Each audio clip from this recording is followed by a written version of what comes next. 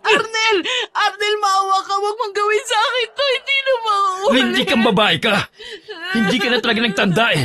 Lagi mo na lang ako ipinapaya sa harap ng mga kaibigan ko. Hindi na. Tama na. Hindi ko sinasadya. Ewan ko ba kung bakit sa dinami-dami ng pwede kong mapangasawa, sa'yo pa ako bumagsak. Kung hindi mo lang ako pinaikot noon, hindi kita magugustuhan. Huwag mo sabihin yan. Parang awa mo na. Kung alam mo lang, matagal na kitang gustong iwan. Pinagtitiisan lang talaga kita. Eh nandito pa rin ako. Lintik na buhay to. Gusto ko na umalis. Huwag mo ko iwan, Arnel. Gagawin ko lahat. Susundin na kita. Agad akong napatigil sa paglalakad nang marinig ko ang sigawan na nanggagaling sa bagong lipat naming kapitbahay. Iwasan ko man na makaramdam ng kuryosidad.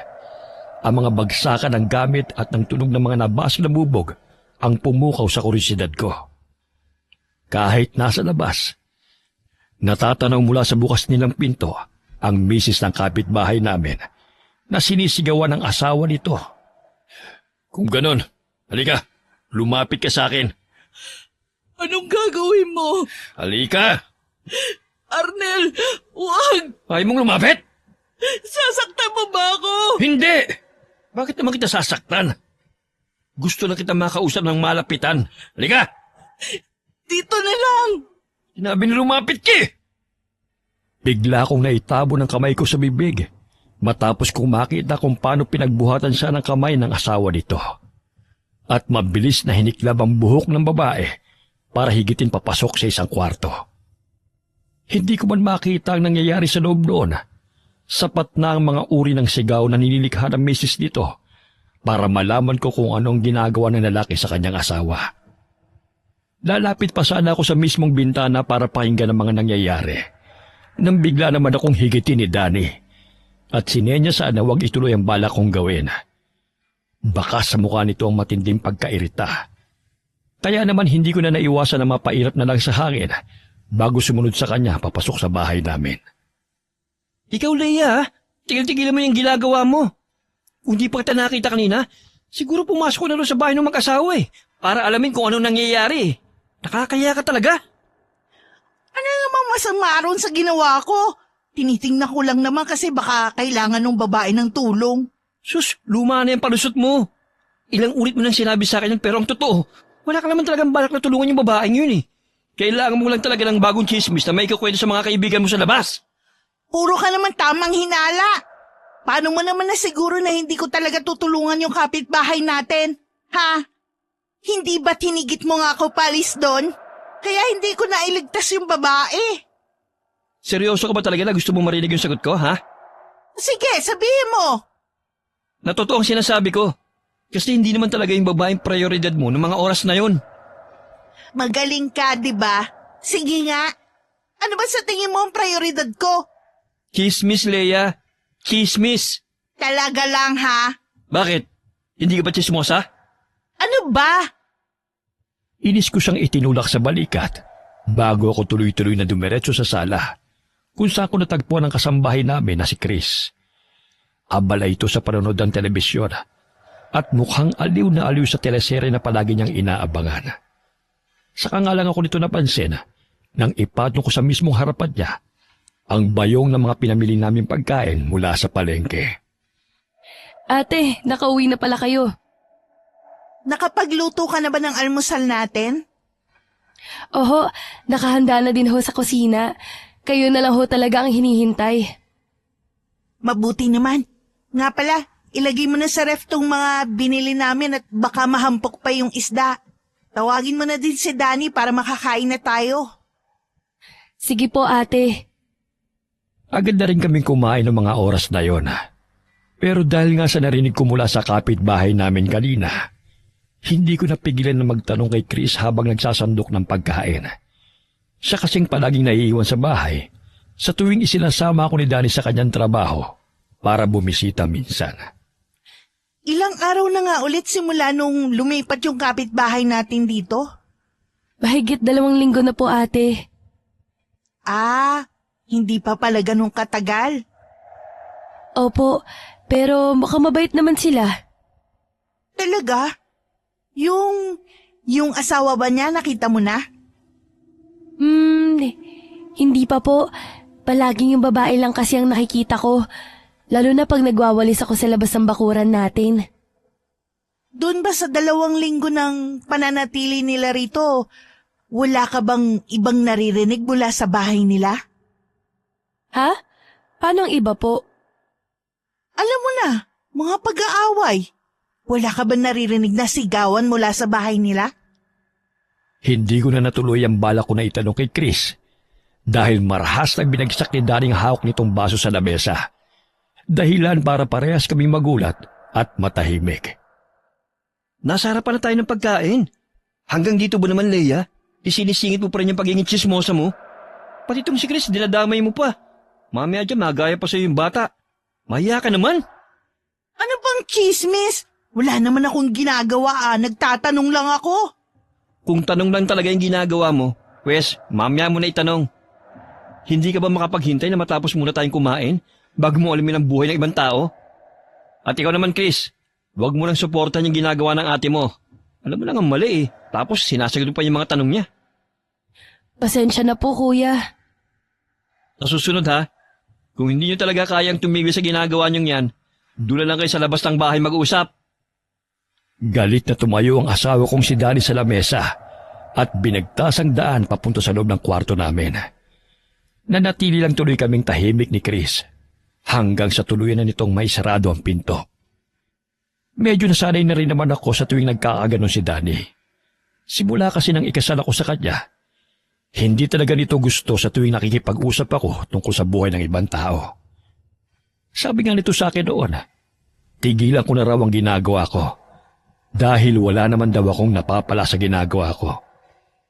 Ang hindi niya maintindihan, kaligayahan ko na talaga ang makinig at magbahagi ng chismis sa ibang tao. Naiisip ko nga minsan na siguro tama si Danny nang sinabi niya na sakit ko na ito. Gaya ng sinasabi ko kanina, nakarinig ka na ba ng mga sigawan sa kabilang bahay? Ate, kakasabi lang sa atin ni Kuya Danny na tigilan na natin tong pag-uusap tungkol sa buhay ng ibang tao. Mamaya niyan marinig niya pa tayo eh. E di mas lalo siyang nagalit. Sus, wag mo na lang pansinin niyang si Danny. Tumatanda na kasi kaya ganun na lang kung mag-isip. Kinabukasan, tanghali na ako nagising at hindi ko na naabutan si Danny na umalis para pumasok sa trabaho. Wala naman akong ibang gagawin, kaya naman naisip kong utusan si Chris na magluto ng merienda para sa amin. Matapos kumain, nagpalit lang ako ng duster ko at agad na rin lumabas dala-dalang pinggan na may lamang piniritong saging. Ate, saan ka pupunta? Diyan lang sa labas. Bakit dala niyo yung saging? Basta, wag mo itong sasabihin kay Kuya Danny mo ha. Opo. Pagkarating ko sa mismong tapat noong bahay, agad akong kumatok sa pinto habang nakangiti. Hindi naman nagtagal. Bumukas yun at bumungad sa akin ang babaeng nakita ko kahapon na binubugbog ng kanyang asawa. Baka sa mukha nito ang matinding gulat at pagtataka. Kaya naman kagad na din ako nagsalita. Magandang umaga! Ano ang kailangan nila? Ay, wala naman. Nalaman ko kasi na kayo pala yung bago naming kapitbahay. Kaya dumaan ako para bigyan kayo nitong niluto ko merienda. Ganun ba? Saglit lang ha. Medyo magulo kasi ang loob ng bahay namin eh. Pwede ko bang ayusin muna bago kita papasukin? Nako, kahit wag na. Hindi naman ako pihikan at maarte. Magpipilit na sana akong pumasok sa loob ng bahay nito. Pero laking gulat ko nang bigla nitong isinara yung pinto. At para bang nagulat dahil sa ginawa ko. Nakaramdam tuloy ako ng matinding pagkapahiya. Kaya naman pilit na lang akong ngumiti. Pasensya na ha. Hindi lang talaga ako sanay na nagpapapasok sa loob ng bahay namin ng makalat. Saglit lang at bilis-bilis kong aayusin. Pasensya na talaga. Ayos lang. Ilang minuto rin siguro akong nakatayo sa harapan ng pinto nito. Pero hindi naman nagtagal. Bumukas na rin yon. At alanganin ang ngiti ng babae. na inaya ko nito para pumasok sa loob. Ibinigay ko sa kanya yung pinggan ng merienda habang pasimpleng iginagala ang mga mata ko sa paligid ng bahay nito. Napansin ko roon na kakaunti pa lamang ang mga gamit nila sa loob. Mahalata mo talaga dahil doon na bagong lipat lang ang mga ito. Salamat nga pala rito sa dala mo, nag-abala ka pa. Ayos lang, wala yon. Tutal, magkapit-bahay na tayo kaya natural lang na magtulungan, di ba? Ako nga pala si Leia. Ako si Sharon. At ito yung mga anak ko. Itinuro ni Sharon ang dalawa niyang mga anak na nakatingin pala sa akin. Kaya naman kagad akong ngumiti sa kanila. Nabanggit din ito na parehas palang matalino ang dalawa niyang anak. Matapos kong maitanong kung nag-aaral ba ang mga bata. Baka sa boses ang matinding pagmamalaki ni Sharon sa kanyang mga anak. Kaya lihim akong napangiti ng mapait habang pinakikinggan ang bawat kwento nito tungkol sa karangalan at medalya na naiuwi ng dalawang bata sa dati nilang paaralan. Ilang oras din itong nagbabahagi ng kwento tungkol sa kanyang mga anak. Umalis na nga lang ang dalawang bata sa sala dahil sa mga sinasabi ni Sharon.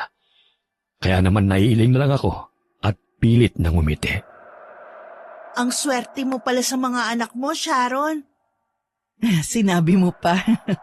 Ikaw, may anak ka na din ba? Bigla ko tuloy naalala ang mga nangyari sa amin ni Danny matapos yung mabanggit ni Sharon. Sa ilang taong kasi naming pagsasamang mag-asawa, hindi pa rin kami binibiyayaan ng anak. Akala ko doon kailangan lang namin ng kaunting pang-oras. Pero nagkamali ako. Hanggang sa dumating ang isang araw at kusa na lang sumuko ang asawa ko na sumubok na magkaanak. Naisip siguro nito na may mali sa akin. Kaya ganoon na lang ang ginawa niyang solusyon. Wala pa. Kakakasal lang naman namin at hindi pa namin naiisip ni Danny ang tungkol sa mga ganong bagay. Hindi ka na bumabata, mahirap ang magbuntis. Ikaw din. Ayos lang. Mabait naman yung asawa ko kaya paniguradong aalagaan niya ako. Mabuti ka pa. Napansin ko ang biglaang pananahimik ni Sharon. Kaya naman dahan-dahan akong tumabi sa kanya nang hindi nito napapansin. At maraan siyang tinapik sa balikat, dahilan para lumingon siya sa akin. Ayos ka lang ba? Bakit bigla kang natahimik? May bigla lang ako naalala. Sharon? Bakit? Huwag mo sanang mamasamain ang tanong ko, ha? Pero aksidente ko kasing narinig ang pagtatalo niyo ng mister mo kahapon. Ayos ka lang ba? Ha? Malapad ang ngiti sa labi ko habang palabas sa bahay ni Sharon. Walang pag-aalinlangan kasi nitong binahagi sa akin ang kwento sa likod ng pag-aaway nila ng kanyang asawa kahapon. Nabanggit nito na lasinggero ang kanyang mister. At dahil malaki ang kinikita sa trabaho nito, palagi siya nitong tinatratong alila sa bahay. Ipinakita rin nito ang lahat ng pasa at galos na kanyang natamo mula sa kamay ng mister. Ate, buti naman at nakauwi ka na. Hinahanap ka kanina pa ni Kuya Danny. Hinaan mo lang yung boses mo. Sorry, ate. Nasaan na si Danny? Nasa kwarto niyo po yata. Kamusta pala ate yung pagpunta mo dun sa bahay ng kapitbahay natin? Anong nangyari? Magugulat ka. Sinasaktan pala si Sharon nung asawa niyang lasenggo. Ha? Talaga? Oo. Nakita ko nga yung mga pasa at sugat niya sa katawan. Grabe. Bugbog sarado. Kawawa naman pala siya. Ayos lang yun. Ikaw ba naman biyayaan ng matatalinong anak at asawang may magandang trabaho? Talaga naman lalagyan ka ng Diyos ng kaunting kapintasan sa pamilya. Hindi ka ba naawa, ate? Tinitigan ako ni Chris habang tinatanong yon. Kaya naman dahan-dahan akong umiling. Gustuhin ko man na maawa para kay Sharon. Mas nanaigang inggit sa dibdib ko. Matapos niyang mabanggit ang tungkol sa mister niya na kumikita ng malaking halaga buwan-buwan na halos doble sa sweldo ng asawa ko na si Danny. Hindi ko tuloy napigilan na makaramdam ng inis para sa kapitbahay namin. Naisip ko kasi na masyado silang maswerte kumpara sa pamilya ko.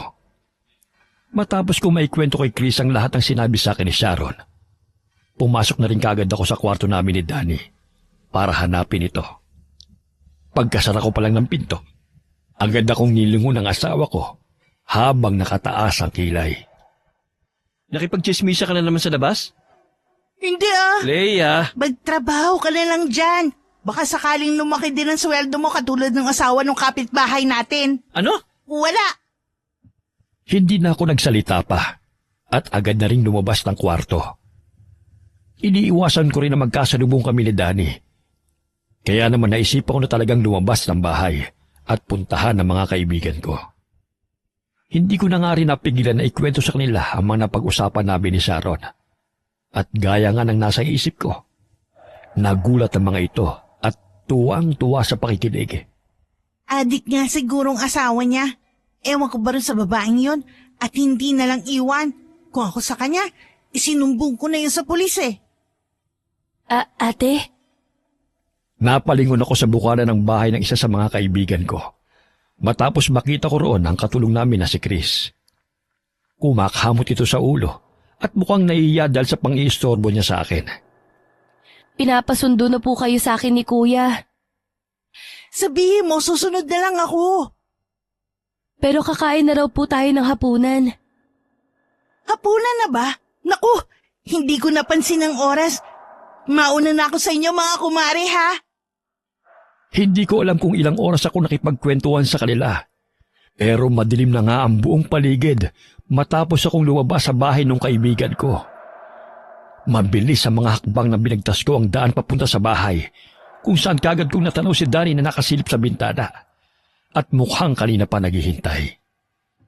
Masyado ka naman yata nawili sa pagkipagchismisa mo, Leia. Lumubog na lang ang araw, nasa labas ka pa rin.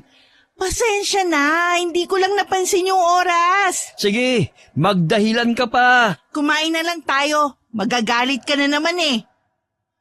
Sa mga araw na nagdaan, palagi akong kinukulit ng mga kaibigan ko kung ano na raw ang balita sa bahay ni Sharon.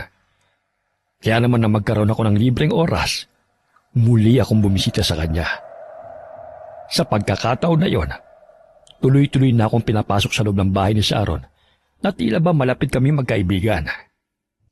Habang nakikipag-usap, napansin ko ang putok nitong noo at sugat sa labi na pilit niyang itinatago gamit ang ilang hibla ng buhok.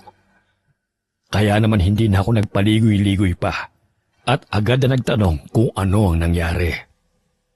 Ayos lang ako, Leia. Hindi ka mukhang ayos sa akin. Tingnan mo nga yung sarili mo. At para ka nang nakipagsuntukan dahil sa mga sugat mo sa mukha. Mahal ka ba talaga ng asawa mo? Mahal ako ng asawa ko. Mataas ang boses na sigaw nito. Kaya medyo napalayo pa ako kay Sharon dahil sa gulat. Nang mapansin niya yon, agad siyang natauhan at mabilis na hinawakan ng kamay ko na para bang natataranta at hindi alam kung anong gagawin. Nag-aalala lang naman ako sa'yo, Sharon. Pasensya na, nadala lang ako ng emosyon. Hindi ko talaga sinasadya. Mabuti pa siguro, uuwi na lang muna ako sa bahay namin. Nagkunwari akong tatayo para umalis. Pero mabilis niya akong hinarangan at naiiyak na tumitig sa mga mata ko bago alanganin na sinabi sa akin ang dahilan ng mga sugat nito.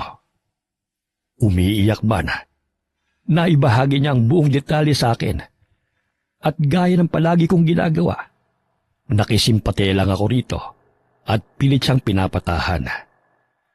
Lihim din ako napangiti habang nasa bisig ko si Sharon at marahang tinatapik ang balikat niya. Hindi ko kasi mapigilan na makaramdam ng tuwa dahil sa mga nangyayari.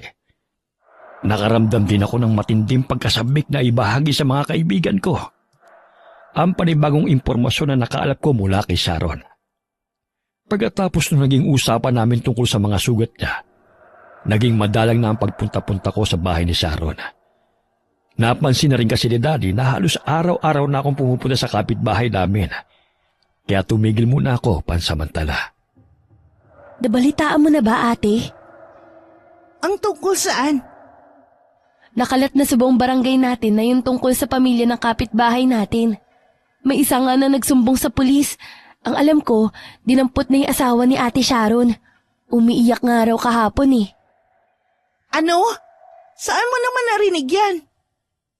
Sa mga tindera sa labas. Pakiramdam ko nga, alam na din ng kapitbahay natin na alam na ng lahat.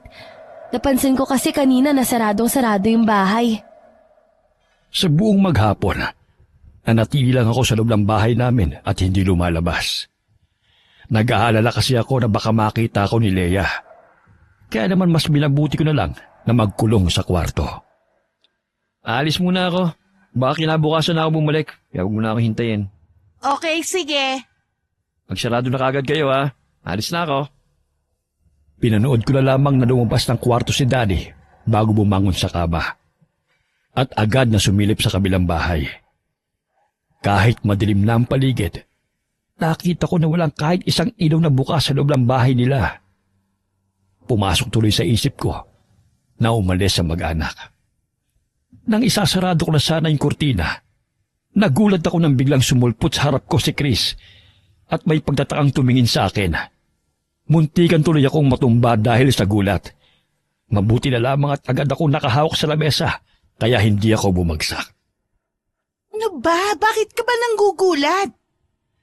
Hindi kita ginulat, ate. Gusto ko lang naman silipin kung anong tinitingnan mo sa labas.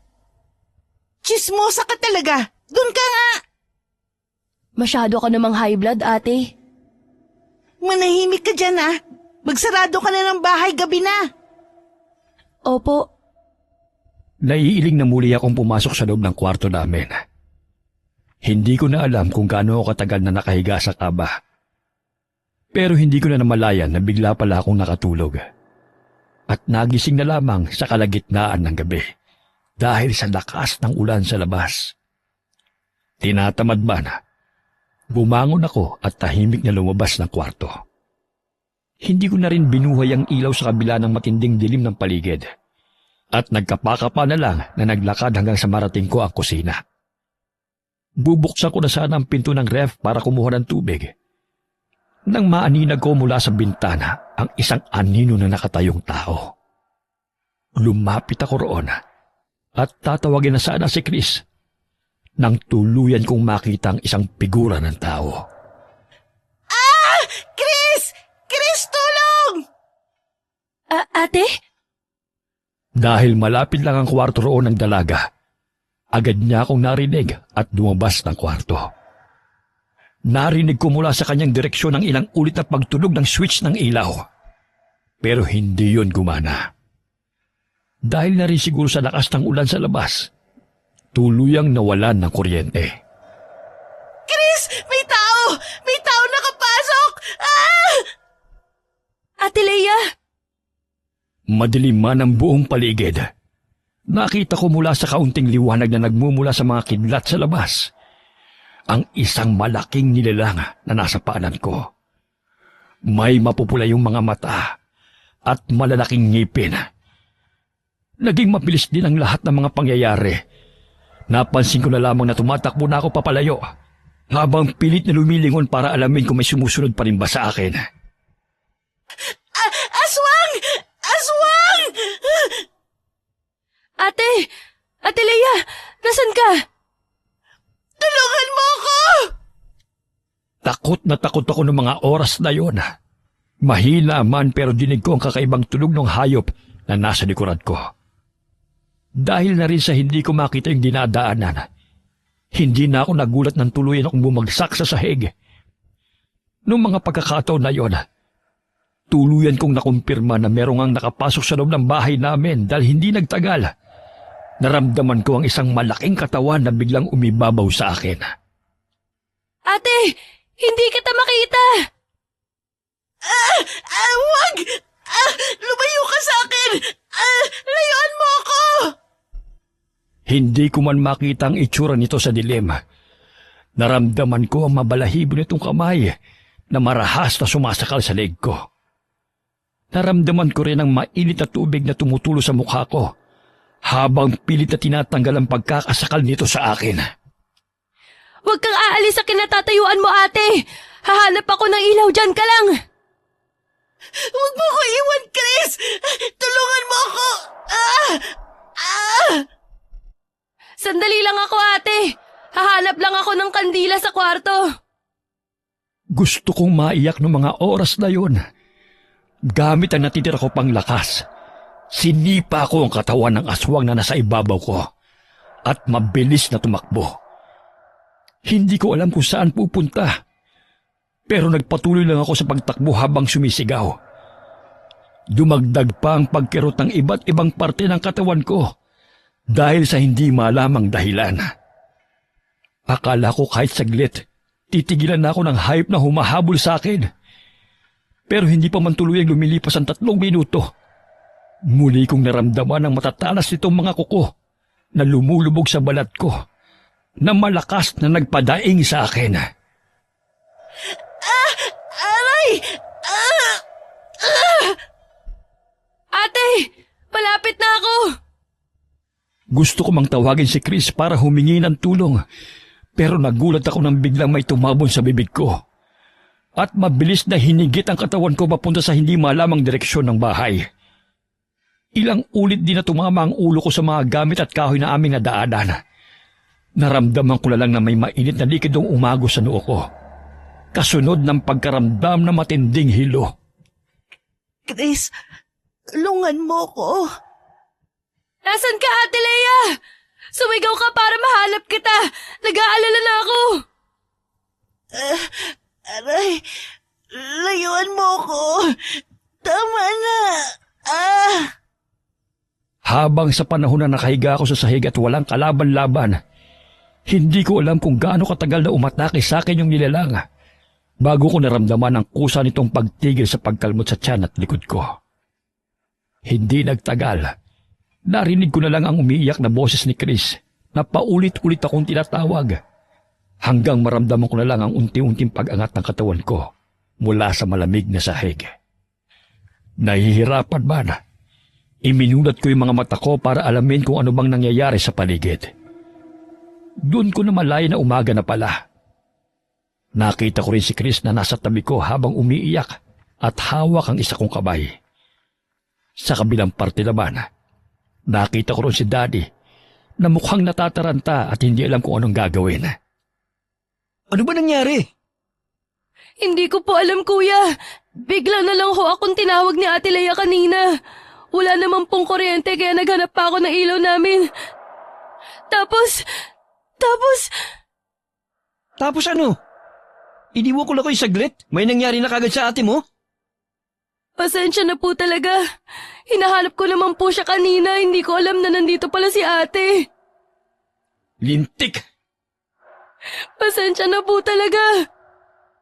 Pinilit ko magsalita pero ang pagbukas sa labi ko ay naging imposibleng gawin. Wala akong nalikhang kahit isang tunog at para bang trinaydor ako ng buo kong katawan.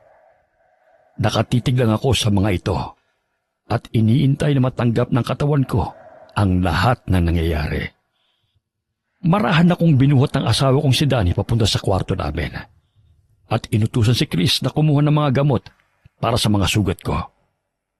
Pagkatapos nila akong magamot, lumabas na ng kwarto ang katulong namin.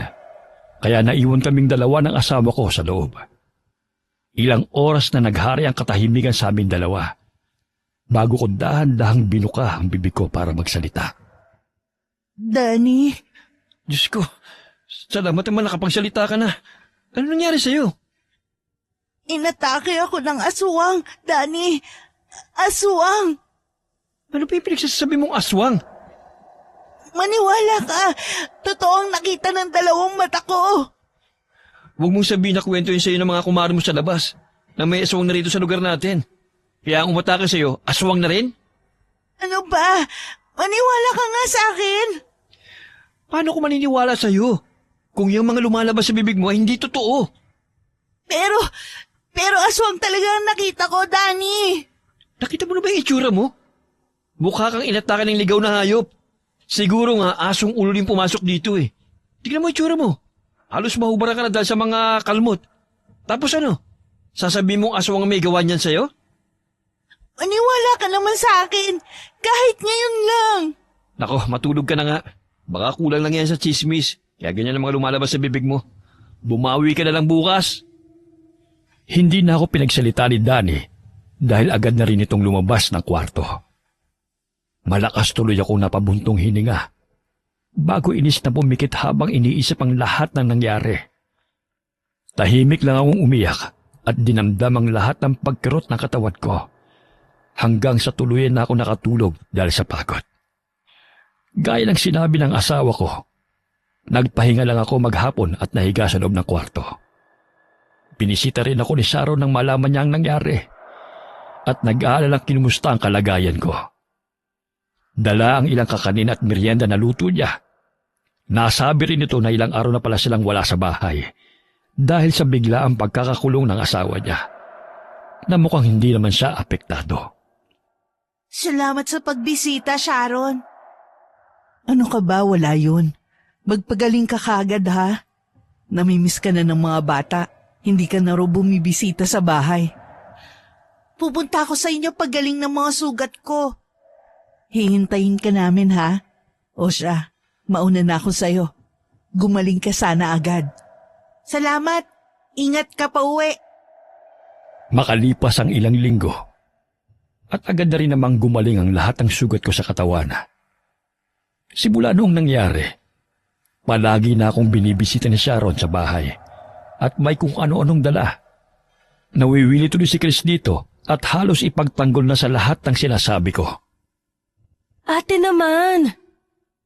Naku, tigil-tigilan mo ako, Chris, ha? Hindi na ako natutuwa sa'yo. Sinasabi ko lang naman po na baka hindi totoo ang sinasabi niyo tungkol kay Ate Sharon. Sinasabi mo bang sinungaling ako? Hindi po sa ganun. Umalis ka sa harap ko! Iibig pa sana ito pero narinig namin ang mahihinang katok sa labas. Kaya naman sumenyas ako sa kanya na puntahan yon para alamin kung sino ang tao sa labas. Hindi naman nagtagal. Pumasok si Chris kasunod si Sharon na may malapad ng ngiti habang may dala na namang pagkain. Magandang umaga, Mare. Oh, Sharon, ikaw pala. Bakit napabisita ka na naman? Gusto ko kasing ipatikim sa'yo tong putong pinag-aralan kong lutuin. Baka pwede mo namang sabihin sa akin kung ano ang kulang. Ako na lang, ate. Magaling ako sa mga ganyang bagay. Pasensya ka na, Chris. Kay Leia ko lang kasi ipinapakain ang mga niluluto ko. Pero hayaan mo at ipagluluto din kita sa susunod. Hayaan mo na, Sharon. Hindi ko din naman mauubos itong mga dinala mo. Pero para sa'yo lang talaga ang mga puto na yan. Kung hindi mo mauubos agad, pwede mo namang kainin kinabukasan, di ba? Oo naman. Salamat ulit sa merienda, ha. Araw-araw mo na lang akong dinadalhan. Baka masanay ako niyan. Nakakahiya. Wala yun. Magkaibigan naman tayo, di ba? Oo naman. Dali, tikman mo na tong puto. Napatitig ako sa mukha ni Sharon nang bigla na lang niyang isalpak sa bibig ko ang hawak niyang puto. May malapad itong ngiti na hindi ko maintindihan. Mababaka sa mukha nito ang matinding pagkasabik na matikman ko ang luto niyang merienda. Kaya hindi tuloy ako makaagal at dahan-dahang yunula yung pagkain habang may peking ngiti sa labi. Masarap! Talaga? Walang kulang? O dadagdagan ko pa? Hindi ko alam kung anong tinutukoy niya sa tanong na yon. Pero ang kaninang malapad ng ngiti ay biglang napalitan ng nakakatakot na ngisi. Kaya imbis na sumagot, dali-dali ko na lang iniwas ang mga mata ko sa kanya. Bakit ka nga pala nagluluto ng mga ganito? Gusto ko kasi magnegosyo gamit itong mga niluto kong merienda. At ikaw ang magiging taga-tikim ko. Ako? Bakit ako? Kaibigan kasi kita. Mabait na kaibigan. Lumipas sa mga araw at nasanay na lang ako sa madalas na pamamalagi ni Sharon sa loob ng bahay namin. Halos hindi na nga makabisita sa akin ang iba kong mga kaibigan dahil palagi itong nandoon. Hinahayaan ko na lang kasi kahit nainis ako sa pamilya ni Sharon, mabait naman siya. Dumaan ang gabi at abala si Chris sa pagbubuhat ng tubig sa banyo. Kaya naman ako na nagsarado ng lahat ng bintana at pinto sa bahay namin. Nang matapos, pumasok na din kaagad ako sa kwarto at agad na nilak ang pinto. Nag-aalala pa rin kasi ako na baka may bigla na namang pumasok doon. Matutulog na sana ako. Pero narinig ko si Chris mula sa labas ng kwarto na kumakatok. Kaya naman inis akong bumangon at pinagbuksan siya ng pinto. Ano na naman? Wala po. Tinitingnan ko lang kung tulog na kayo. May sasabihin ka pa ba? Nasa kabilang kwarto lang po ako kung may kailangan kayo. Tumangulang ako at agad rin itong pinagsarhan. Nahiga ako sa kama at nagtalukbong ng kubot habang hinihintay na makaramdam ako ng antok. Pero dahil wala naman akong ginawa maghapon, ilang oras nang lumilipas. Pero niyang pumikit at maghikab ay hindi ko man lang naramdaman. Babango na sana ako para isarado yung bintana ng kwarto namin dahil sa lamig nang mapatigil ako sa paggalaw. Dahil sa mga kaluskos na nadidinig ko sa dingding ng aming kwarto. Parang may kumukutkot doon. Kaya naman pinakinggan ko munang maigi ang paligid. Bago ko napagdesisyonan na dahan-dahang lumapit at sumilip sa bintana. Pero wala naman akong nakita sa labas. Nang babalik na sana ako sa higaan, agad na nanlaki ang mga mata ko sa susunod kong nakita. Bigla akong natumba sa sahig at nanginginig ang tuhod na hinigit ang katawan ko papalayo sa parting iyon. Kitang-kita ng dalawa kong mga mata ang isang itim na figura ng tao na gumagapang papalapit sa akin mula sa ibabaw ng kama. Katulad ng nilalang na nakita ko noon, may mga nanlilisik din itong mga mata at mahahabang kuko. Ate! Buksan mo tong pinto! Anong nangyayari dyan sa loob? Rinig kong sigaw ni Chris.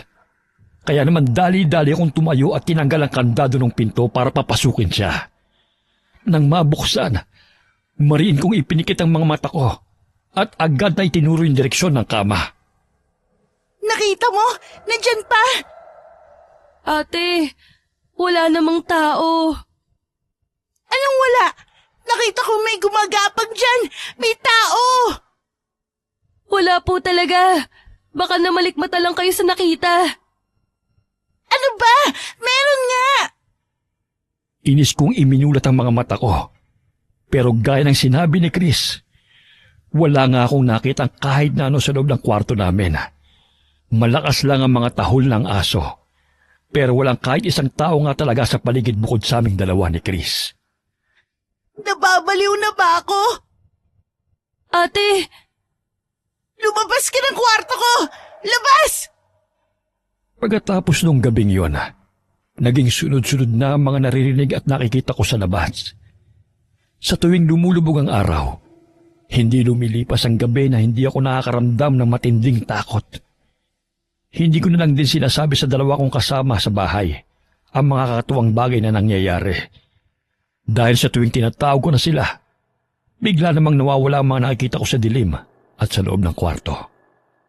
Ang akala ko, kung hindi ko papansinin ang mga nakikita ko, titigil din pag nagtagal. Pero hindi pa man lumilipas ang 4 na linggo na walang humpay na gabi na may nakikita ko sa paligid. Kinabukasan rin ay may nakitang kakaibang asawa ko sa akin. Ano nangyari sa'yo? Ha? Sabi ko kung ano nangyari sa'yo. Tulala ka na naman. Bakit? Ano nangyari sa akin? Aba, ewan ko sa'yo. Tumitingin ka pa ba sa salamin, Leia? Hindi mo man lang alam kung ano na nangyari sa katawan mo. Saglit nga! Tumayo ko mula sa lamesa at dali-daling tumakbo papasok sa kwarto namin kung saan may malaking salamin. Pagtapat ko pa lang doon, agad na itabon ko ang dalawa kong mga kamay sa bibig. Matapos bumungad sa akin ang buo kong katawan na namumula at puno ng bakas ng kalmot at kagat na hindi may paliwanag na bakas ng ngipin.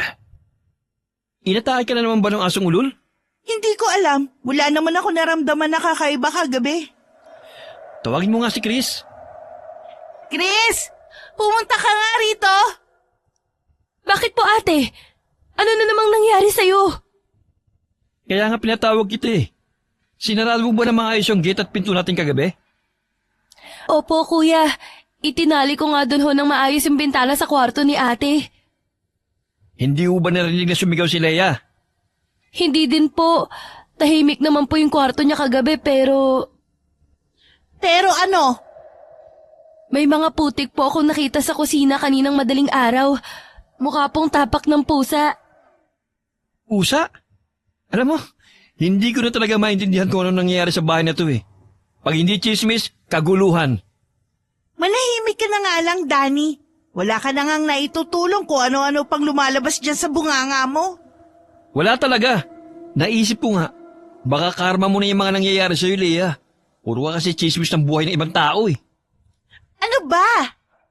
Gamutin mo na yung mga sugat mo. Alis na ako. Yan, umalis ka na. Mas mabuti na wala ka rito lagi sa bahay. Chris, Bakit po? isarado mo na maayos tong bahay ah. At pag sinabi kong maayos, ibig kong sabihin, maayos talaga. At nang hindi na kayo napapasok ng kung ano-anong hayop. Opo kuya. Sige na, alis na ako, Leia. Sa buong maghapon, naglinis lang ako ng buong bahay katulong si Chris. At pagpatak naman ng gabi, nagsarado na rin kagad kami ng bahay sa kanatulog. Kinaumagahan, maaga akong nagising dahil sa matinding init na nararamdaman ko sa katawan. Mabilis akong tumakbo papunta sa kusina at kumuha ng malamig na tubig sa ref. Pero sa pagbagsak ng tubig sa nanunuyong lalamunan ko, mas lalo akong nauhaw. Kumakalam na rin ang tiyan ko sa gutom. Pero hindi pa naman gising si Chris at wala pa itong naihahandang pagkain sa lamesa. Pinipigilan man ang sarili. Kumuha ako ng isang baunan sa ref at basta na lang binuksan yun. Doon, bumungad sa akin ang laman noong adobong karne. Kaya naman kagad ko yung isinalpak sa bibig ko at mabilis na nilunok. Halos maubos ko na ang laman noon. Pero nagulat na lang ako nang biglang sumulpot si Chris at marahas na inagaw sa akin ang hawak kong lalagyan. Ano ba? Akin na nga yan. Ate, bakit mo to kinakain? Bulok na po to. Anong bulok? Hindi pa naman ah. Bulok na to. Itatapon ko na nga sana to kahapon pero nakalimutan ko lang ilabas sa ref. Naku, mamaya niyan malason ka pa. Hindi mo ba naaamoy? Hindi. Akala ko ayos pa kaya kinain ko. Lagot na naman po ako nito kay kuya pag may nangyari sa inyo. Bakit niyo naman po ba kinain? Nagugutom ka na ba, ate? Oo, akala ko tulog ka pa kaya naghanap na lang ako ng pagkain sa ref. Naku naman, dapat tinawag niyo po ako. Nagugutom na kasi ko kanina pa. Saglit lang at ipagluluto ko kayo. Pilitin niyo din pong isuka yung mga nakain yung karne kasi baka sumakit yung tiyan niyo mamaya. Base pa lang ho kasi rito sa natirang laman nitong baunan, marami kayong nakain. Sige, saglit lang.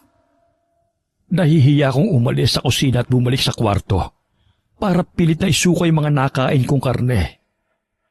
Ngayon ko lang din napansin ang amoy ng laman ng baunan at doon ko lang nakumpirma na totoo nga ang sinasabi ng dalaga.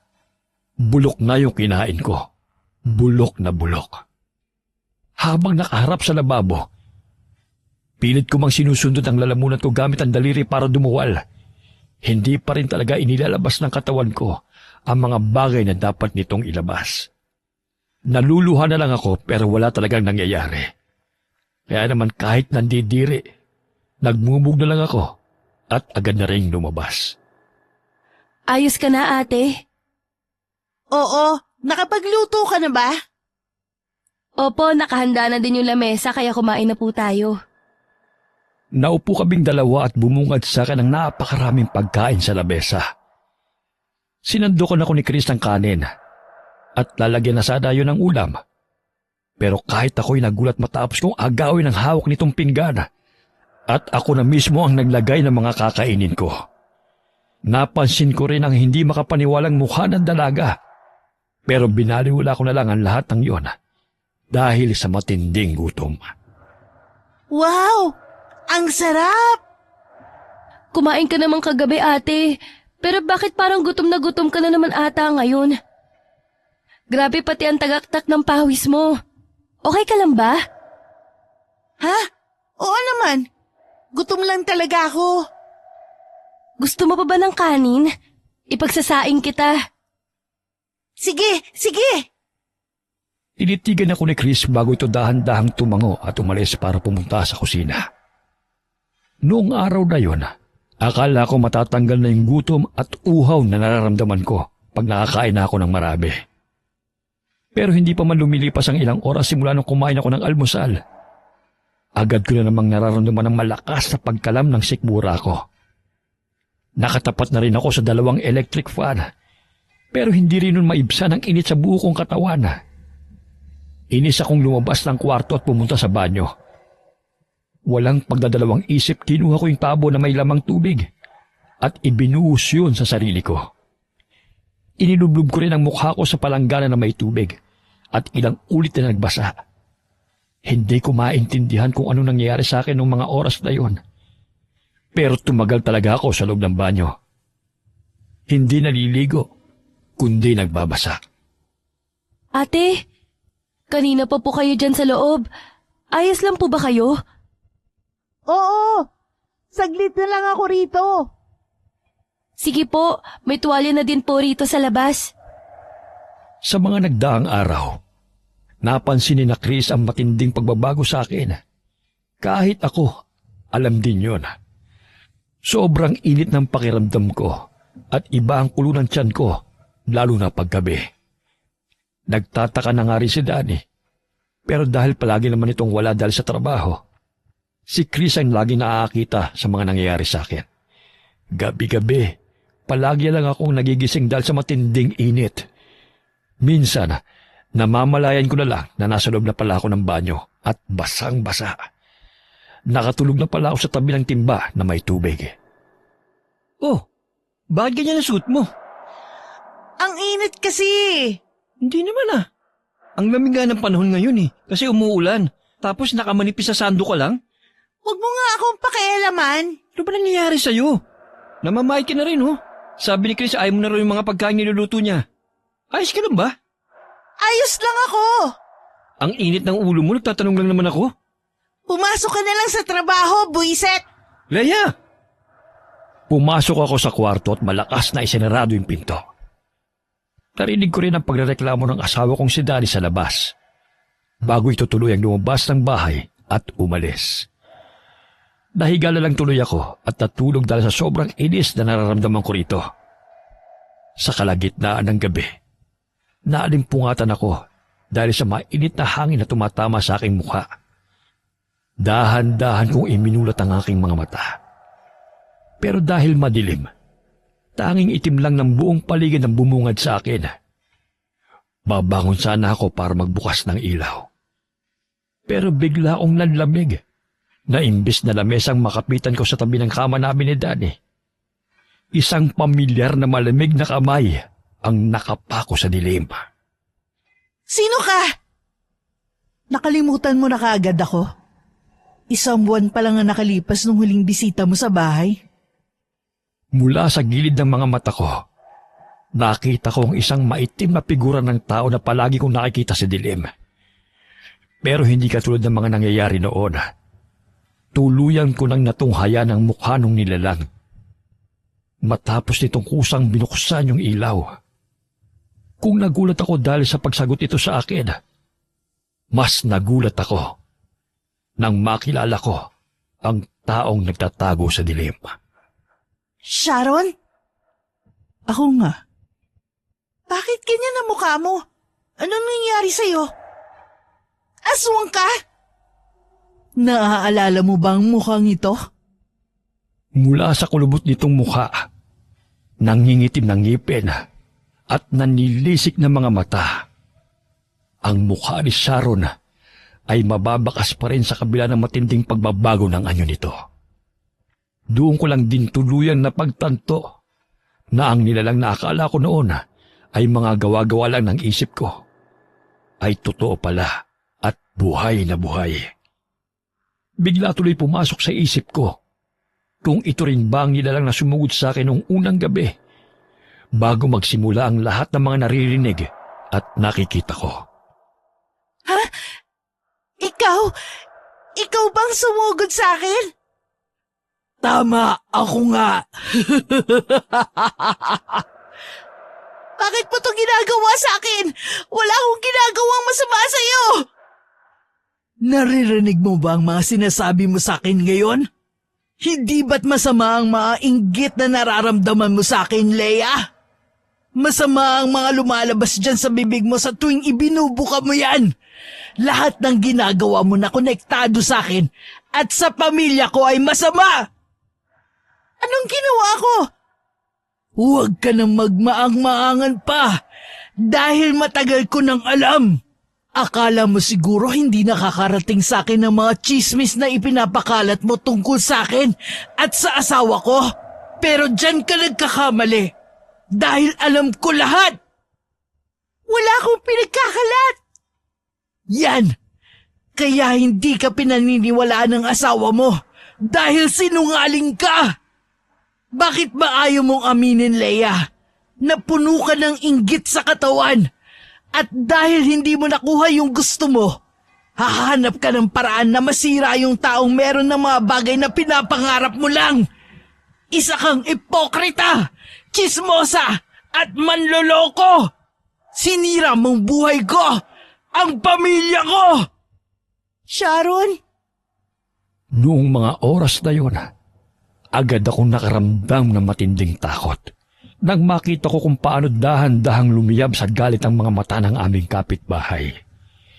Inilabas nito ang kanyang nangingitim na ngipin at matatalas na kuko bago dahan-dahan na naglakad papalapit sa akin. Hindi mo ko matatakbuhan, Leia. Hahanapin kita kung saan ka magpunta at hindi kita titigilan hanggat hindi ka namamatay. Ang mga katulad mo ay dapat binibigyan ng leksyon na habang buhay mong pagsisisihan. Bago ko pa man tuluyang matanggap sa sistema ko ang lahat ng sinabi ni Sharon, nanlaki na lang ang aking mga mata nang tuluyan na pala itong nakalapit sa akin. At bigla na lang akong sinunggaban. Naramdaman ko na lang mula sa ilalim ng tadyang ko ang marahas na pagpasok ng mahaba niyang kuko hanggang sa tuluyan ko na ngang maramdaman ang matinding kirot na ngayon ko lamang naramdaman. Nakita ko ang dahan-dahan ng pagpatak ng laway niya sa mukha ko na pilit kong iniwasan. Pero marahas na hinawakan niya ang mukha ko at madiin ang kapit na iniharap niya ako sa kanya. Hindi ko na nagawa pang umiwas ng maramdaman ko na tumulo na nga ang mainit niyang laway sa pisngi ko. Bibigyan kita ng regalo na hindi mo matatanggihan. Wag!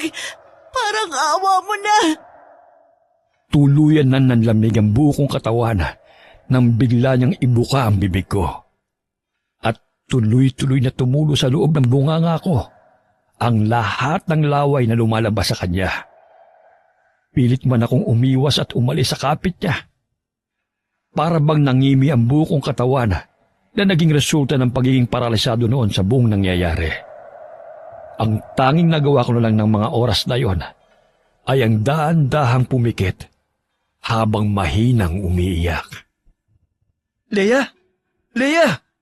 Leia, gumising ka! Leia!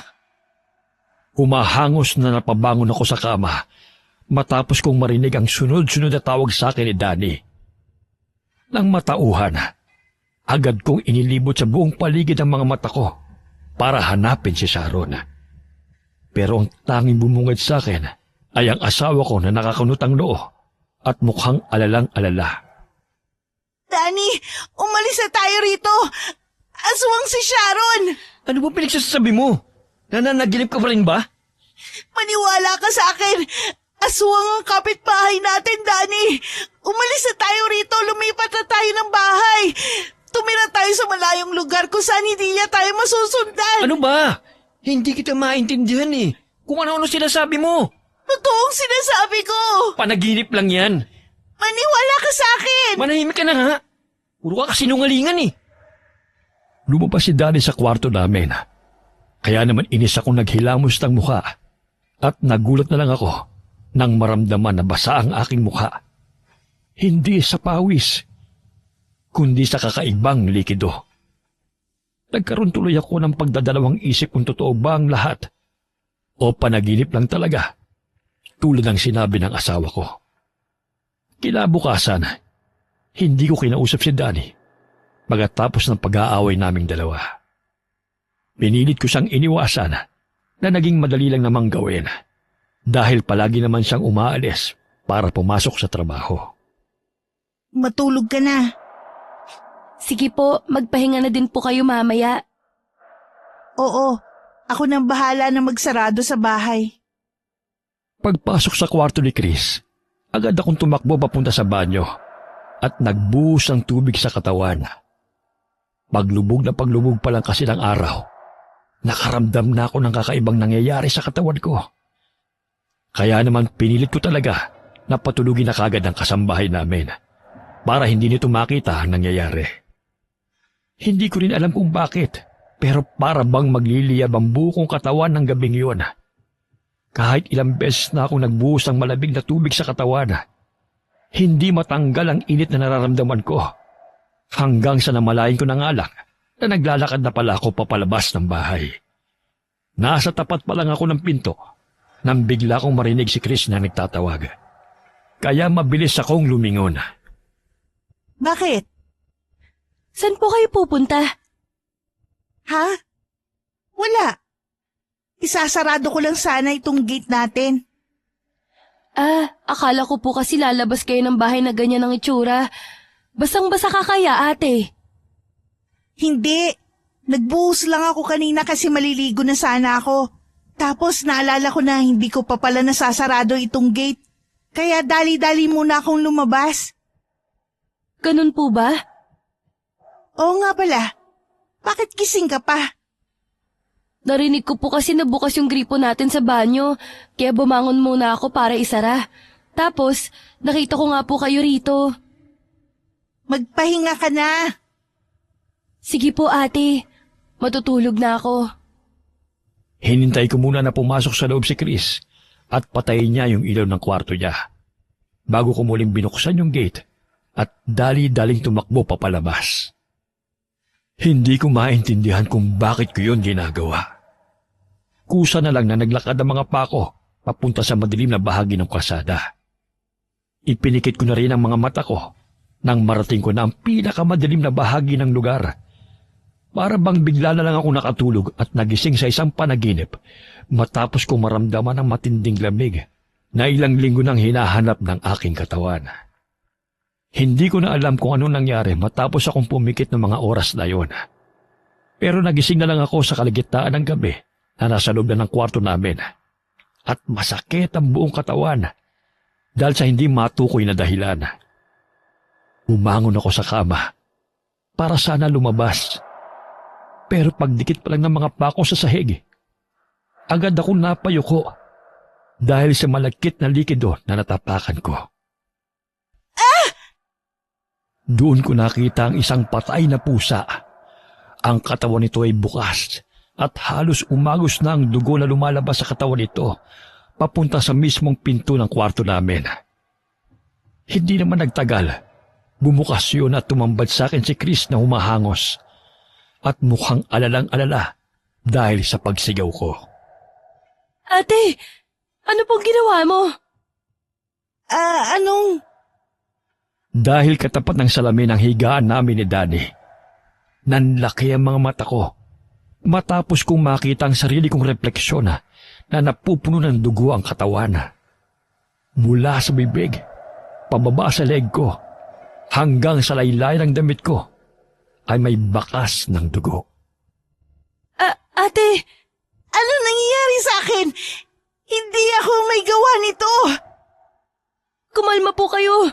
Baka may pumasok lang na hayop o di kaya naman ho ay... Baka na lahat to ni Sharon.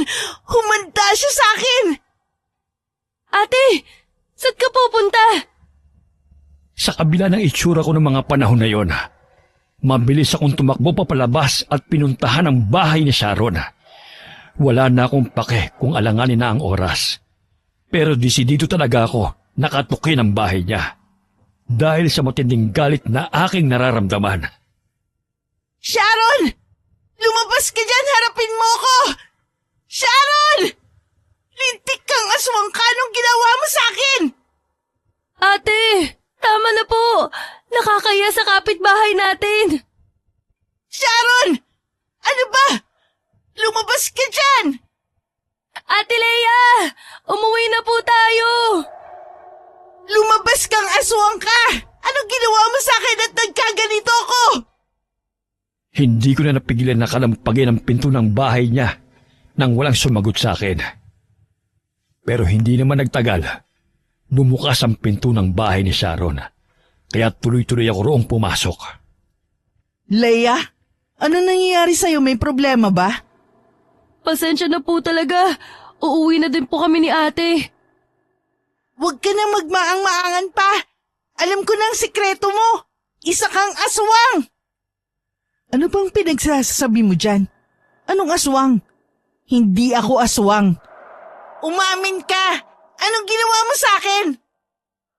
Hindi kita maintindihan, Leia. Hindi ko alam kung tungkol saan yung mga tinatanong mo sa akin. Aswang ka! Ano ba? Umamin ka na kasi! Anong ginawa mo sa akin? Hindi ko alam ang tinutukoy mo. Umalis na kayo rito bago pa ako magreklamo sa barangay. Ate, tara na po. Umalis na tayo rito. Aswang! Hindi ko alam kung ano nangyari sa'yo pero sa tingin ko, tama lang na maranasan mo yan. Bago tumalikod at isara yung pinto ng bahay niya, nakita ko ang pasimpleng pagngisi nito sa akin. Kaya naman hindi ko na napigilan ang sarili na dumampot ng isang vase na malapit sa lamesa at walang pag-aalinlangan na ibinato yun sa kanyang ulo. Hayop ka! Ate, wag! Nakita ko kung paano tumama yun sa kanya at biglang napayuko si Sharon na agad naman dinaluhan ni Chris para tulungan. Aray! Dito lang po kayo. Hahanap ako ng sasakyan. Kailangan niyo pong madala sa ospital. Pinanood ko kung paano mabilis na tumakbo ang aming kasambahay paalis. Kaya naiwan kaming dalawa ni Sharon sa tapat ng bahay nito. Nanatiling nakayuko ang babae ng ilang minuto. Pero tumigil na yon sa pagdaing ng sugat niya. Kaya naman bala ko na sanang umalis. Nang mapansin ko ang dahan-dahan itong pagtayo mula sa sahig. Nanlamig ang buo kong katawan at biglang bumilis ang tibok ng puso ko. Nang makita ko sa sahig ang anino ni Sharon na unti-unting nagbabago. Nang humarap sa akin ang babae, doon ko lang nakumpirma na totoo nga ang nakita kong pagbabago sa anino nito. Dahil bumungad sa akin ang itsura ng aswang na nagpakita sa akin sa panaginip. Natahimik ka ata, Leia. Hindi ba't ito ang gusto mong ipakita ko? Ito na! Titigan mo ulit! Titigan mo hanggang sa tumatak ang buo kong pagkatao sa katawan at isip mo! Ang tapang na ipinapakita ko rito kanina ay bigla na lamang naglaho. Naistatwa ako sa kinatatayuan ko kanina at hindi ko nagawang tumakbo matapos itong dahan-dahang lumapit sa akin. Anong ginawa mo sa akin? Bakit? Hindi mo ba nagustuhan ng regalo ko sa'yo? Tanggalin mo kung ano man ang binigay mo sa akin, Sharon! Tanggalin? Biyaya ang ipinagkaloob ko sa'yo, Leia. Biyaya! Nakita ko kung paano lumapad ang ngiti ni Sharon. Bago niya biglang inilabas ang nakakadiri nitong dila at ilang ulit na binasa yung labi niya na parabang takam na takam. Tatakbo na sana ako mapalabas ng bahay nito. Pero nagulat ako nang biglang itinulak niya ang pinto at mabilis na isinara. Palabasin mo ko rito! Hindi ka na makakalabas ng buhay dito! Nang walang sinasayang na oras, malakas akong sumigaw para sana gisingin ang mga anak ni Sharon. Pero pagpasok ko sa isang kwarto, walang kahit isang tao sa loob ng bahay nito bukod sa aming dalawa. Bumilis ang tibok ng puso ko at pilit na nagtago sa ilalim ng kaba. Pero malakas akong napatili nang maramdaman ang magaspang na kamay ni Sharon sa paahan ko na pilit na hinihigit. Saklolo! Tulungan niyo ako! Sige, sumigaw ka pa, Leia! Lakasan mo! Tulong! Gustong-gusto kong naririnig ang takot na takot mong mga sigaw! Tigilan mo na ako, Sharon! Matapos kong sumigaw noon, biglang tumahimik ang buong paligid ng kwarto. Pilit kong sinilip ang mga paa ng babae mula sa ilalim ng kama. Pero wala akong nakita sa paligid. Delikado man, dahan-dahan akong gumapang papalabas ng kama para sana maghanap ng pwede kong madaanan palabas. Pero hindi pa man ako tuluyang nakakatayo mula sa paggapang. Bumungad sa akin ang mukha ni Sharon na ibang-iba mula sa mukha nito kanina. Leia, saan ka pupunta? Mas nakakatakot. Mas nakakatindig balahibo. Ang mukha nito'y biglang bumukol. At ang mga mata niya ay sumingkit dahil sa paglaylay ng balat ng kanyang mukha. Ang mahaba nitong buhok ay nagnipis at may mga parte ng kanyang anit na wala ng buhok na tumutubo. Ang katawan ni Sharon ay parabang naging isang katawan ng matanda. Matandang malapit nang mamatay. Napansin ko rin ang napakaraming bukol na may butas sa kanyang braso. Ang lahat ng yun ay nagnanaknak at may nakakasuang amoy na agad kong nalanghap. Gamit ang dalawa nitong kamay, hinarangan niya ako at nginisian. Hinarangan niya ako at nginisian. Na agad na nagpabilis ng tibok ng puso ko dahil sa matinding kaba. Nanginig ang dalawa kong tuhod at unti-unting namasa ang mata ko dahil sa matinding takot. Pinilit kong umatras palayo sa kanya, pero hindi ko na nagawa pang makatakbo papalayo nang bigla niya akong higitin. Bitiwan mo ako! Bitiwan mo ako, Sharon! Manahimik ka! Pilit ako nagpipipigla sa kapit ito habang sumasabit sa mga bagay na nadadaanan namin. Halos maputol lang litid sa leg ko sa kakasigaw. Pero tila nabingi ang buong baryo at wala ni isang nakarinig sa akin. Hindi nagtagal. Misteryosong nanghina ang buo kong katawan at bigla na lang akong nalantang parang gulay. Tulad ng mga naranasan ko ng ilang gabi nang nakakalipas. Muli akong nakaramdam ng matinding init sa katawan. Nanuyo ang lalamunan ko at nabasa ang buo kong mukha pababa sa leeg ng pawis. Sa kabila ng mga nangyayari, pilit kong ginigising ang buo kong diwa para alamin kung saan ako hinihigit ng aswang na nasa paahan ko ng mga oras na yon. Doon ko tuluyang natagpuan ang sarili ko na hinihigit ni Sharon papasok sa isang napakadilim na silid. Sa apat na sulok ng kwarto na yon, kapansin-pansin ang mga bagay na nakakabit sa mga dingding nito. Mga bungo ng tao. Anong bang nangyayari sa akin, Sharon? Nahihirapan na akong huminga.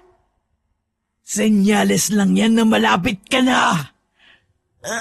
Anong ibig mong sabihin? Malapit ka na maging isang katulad ko. Wag mong gawin sa akin to. Parang awa mo na. Bakit? Naawa ka ba sa akin? Sinabi ko sa'yo na wag mong sabihin sa iba. Pero anong ginawa mo? Ipinagkalat mo pa rin sa buong baryo. Sinira mo ang pamilya ko. Hindi ko sinasadya. Paanong hindi mo sinasadya? Bigla bang kumati ang dila mo at hindi mo napigilan na ichismis sa iba? Parang awa mo na. Pakawalan mo na ako. Huwag mo akong patayin. Hindi ako mapapatay sa'yo kundi ang sarili mo mismo! Mula sa lamesa, dumampot ito ng kung anong bagay doon at ilang ulit na dinilaan at pinulungan bago siya dahan-dahang lumapit sa sahig na kinahihigaan ko. Hindi ko man makita ng maayos. Sa amoy pa lang ng bagay na kapit ito, alam ko na kagad na isa yung karne. Gusto ko mang umiwas pero marahas niya ang hinawakan ng leeg ko at sinakal gamit lang ng isang kamay. Namamanhid na ang mukha at ulo ko dahil sa kakulangan ng hangin. Pero gamit ang natitira kong lakas, nagsisisigaw ako ng tulong habang pilit na inilalayo ang mukha ko mula kay Sharon. Habang ayaw tanggapin ng sistema ko ang karneng kapit niya, ang amoy na kumakalat sa loob ng kwarto, ang bigla na lang bumuhay sa kakaibang enerhiya na nagtatago sa aking kalamnan, na kahit ako mismo ay nagulat nang makaramdam ako ng gutom dahil sa kapit niya. Kainin mo na! Huwag mo nang pigilan ang sarili mo, Leia! Alam kong alam mong gusto din ng katawan mo ang karning hawak ko ngayon! Huwag mong labanan ang nararamdaman mong yan! Ayoko! Tulong! Tulungan niyo ako, mga kapitbahay! Walang ibang makakarinig sa'yo rito. Mapapaos ka lang ng kasisigaw. Wala pa ring darating para iligtas ka mula sa akin. Tanggapin mo na lang kasi na ito ang kapalaran mo. Ang maging katulad ko. Tama na! Tigilan mo na ako, Sharon! Ayaw ko pang mamatay! Huli na para magsisi ka. Nakapagpasya na ako. Hindi kita palalabasin ng buhay dito! Saklolo! Ilang ulit akong napaubo dahil sa pananakal ni Sharon. Hindi ko na rin siya napigilan nang bigla nitong ibuka ang bibig ko, katulad ng ginagawa nito sa panaginip ko. Pero hindi katulad ng nangyari doon. Ramdam na ramdam ko na talaga na totoo ang lahat ng ginagawa ni Sharon. Ang malamig at nangangamoy nitong kamay na pilit na ibinubuka ang pangako. Dahan-dahang tumulo ang mga luha ko sa pisngi nang tuluyan nang naipasok ni Sharon ang karne sa loob ng aking bibig. Pilit ko mang iniluluwa yun. Ang kakaibang enerhiya na kanina ko pa pinipigilan ang siyang kumukontrol sa buo kong katawan. At namalayan ko na lamang na parang gutom na gutom akong hayop na kinakain ng hilaw na nagdurugo pang karne na isinubo ni Sharon. Ganyan nga ubusin mo, Leia! Bago ko tuluyang malunok ang karneng nasa bibig ko, lumuwa ang aking mga mata nang maramdaman ko ang matatalas na kuko ni Sharon na nakasaksak na sa loob ng tagiliran ko. Umagos ang mainit na likido sa tiyan ko hanggang sa dumikit yun sa damit ko at binasa ng mapupulang dugo ang buo kong bestida. Tuluyan akong napasigaw ng malakas dahil sa sakit. Pero pinanood lang ako ni Sharon habang tumatawa ng malakas. Maras niyang hinugot ang kanyang kamay mula sa loob ko at akmang ipapasok ulit yon. Pero napatigil sa ere ang kamay niya nang biglang pumasok sa loob ng kwarto ang humahangos na si Danny. Bitiwan mo ang asawa ko! Danny, tulungan mo ko! Nanlalabo man ang mga mata. Nakita ko kung paano mabilis na tumakbo ang asawa ko papunta sa aming direksyon. At biglang itinulak paalis sa ibabaw ko si Sharon na mukhang hindi pa nakakabawi sa matinding gulat. Dinaluhan ako ni Danny at agad na binuhat. Pero hindi pa man tuluyang umangat ang katawan ko mula sa sahig na nababasa na rin sa sarili kong dugo. Sumugod si Sharon at inilabas niya ang matatalas nitong pangil. Hindi kayo makakalabas dito ng buhay! Sinira niyo ang pamilya ko kaya pareho ko kayong papatayin! Ito ang hatol ko sa asawa mong tsismosa! Wag! Lumapit ito sa amin at ibinuelo ang kamay niya na may mahahabang kuko. Papunta sa katawan ni Danny na agad niyang nailagan.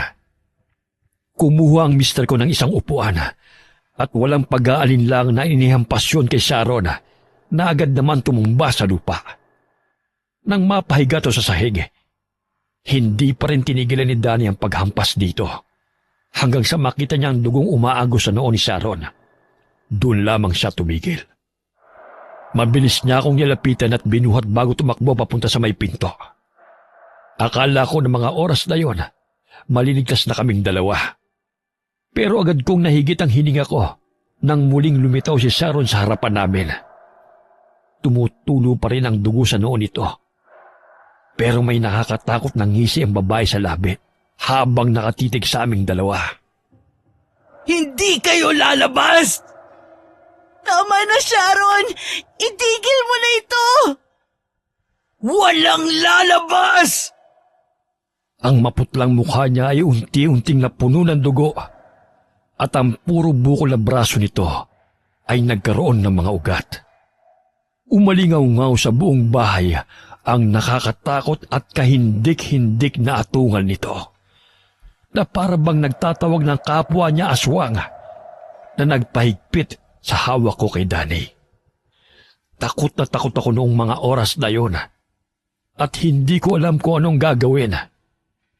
Patuloy sa pagtulo ang dugo sa sugat ko na nagpadagdag sa pangihina ng katawan ko noong mga panahon na yon. Akala ko susugurin na kami nito. Pero nagulat ako nang naunang tumakbo si Danny papunta sa direksyon ni Sharon na nagpapikit sa akin dahil sa takot. Lalabas kami rito ng buhay! Danny! Hindi ko alam kung anong sumunod na nangyari. Pero narinig ko na lang sa paligid ang malakas na pagbagsak ng isang bagay. Hindi kami, kundi si Sharon. Dahil pagmulat ko, nakita ko na lang na nasa harapan na kami ng pinto ng bahay nito at handa nang lumabas. Nanatili akong tahimik habang mabilis na itinatakbo ako ng asawa ko papalayo. Pero hindi kalaunan, nang marating na namin ang kabahayan ng barangay namin. Nagsimulang magsisisigaw si Danny na gumising sa mga naihimbing na residente.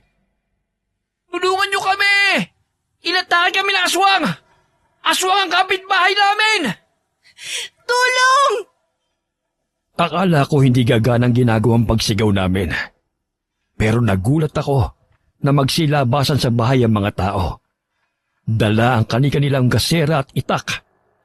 Nang makita kami nito, agad na tumungo ang mga tao at walang salisalitang sinugod ang direksyon kung saan nakatayo ang bahay ni Sharon. Noong mga oras na yon, gustuhin ko mang lingunin kung anong gagawin ng mga tao. Pero ang kirot na nararamdaman ko sa tagiliran ay hindi ko na nagawa pang indahin. At tuluyan akong nawala ng malay sa bisig ng asawa kong si Danny. Hindi ako sigurado kung gaano katagal o kahaba ang tulog na ginawa ko. Pero nagising na lang ako sa loob ng isang hindi pamilyar na kwarto. Baliwanag na ang buong paligid at mukhang tanghaliang tapat na.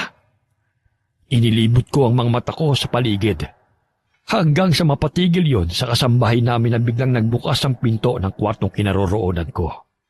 Dala ang isang palanggana na may lamang tubig. Ate? Kuya!